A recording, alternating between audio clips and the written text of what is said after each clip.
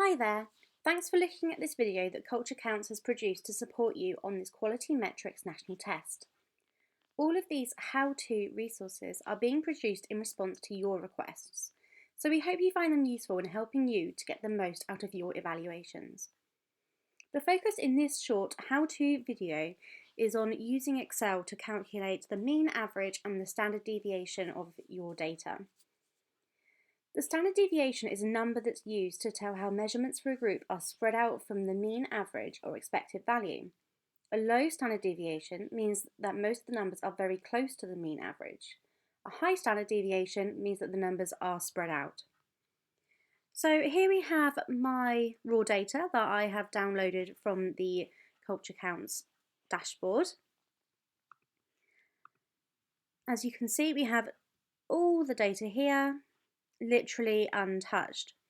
Please bear in mind that I have saved this file, so it downloaded as a CSV file.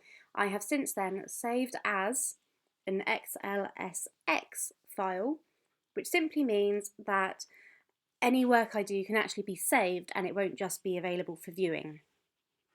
Okie dokes. So let's have a little look at standard deviation and mean average. The first thing I'm going to do is copy all of this data into another sheet. The reason being that I want to keep one sheet with the complete raw data and one that I'm going to use for analysis. So I'm just going to change the title actually of this sheet over here. I'm going to call this raw data. This one, which I've just copied into, I'm going to call it mean and standard deviation, as that's what we're going to be using it for. Okay, so the first thing you want to do is to get rid of all the information that you don't require. Now, I have decided that I want to just calculate the standard deviation of the public responses. So that means I can see how spread out the responses are from only my public respondents. So the first thing I'm going to do is I'm actually going to hide my peer and self responses, because for me right now, that's not what I'm looking at. So I'm going to hide those.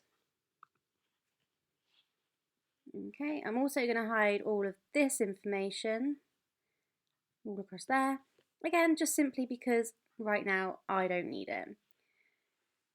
So I'm going to try and keep this as neat as possible. So I'm going to hide all that as well. Oh, I'm also going to get rid of the demographics.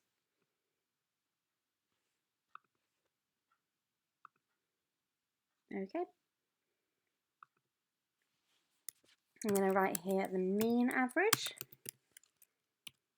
and the standard deviation, just so that I know what exactly I'm looking at.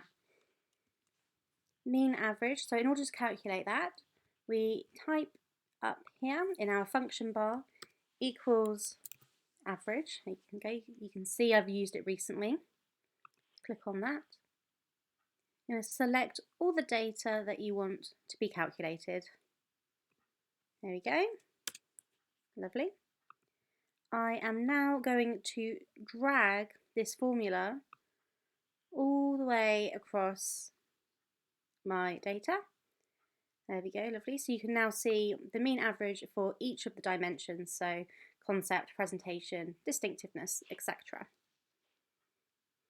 Now we're going to pop in the standard deviation. So I'm going to do equals ST. You can see it comes up with STDEV. This is the one that you want. Click on that one, and once again we're going to select the data that we want, hit return, and drag it all the way along. And here we have it. So you can see here the data that, so here we've got the response as 0.129. I mean, it's not a really high response. I mean, don't get me wrong. But as you can see, it is significantly higher than, say, this one over here, which is 0.84. So this shows that the captivation scores were much more condensed, much closer to the mean average of 0.665 than the concept ones. So this is, as you can see, quite a numerical image. And what we're going to do in the next video is going to look at graphing this just to make it a bit more visual and a little bit easier to see. So I hope you find that helpful, and please don't hesitate to get in touch with us here at Culture Counts if you have any further questions or suggestions for additional support materials. Thank you very much for watching.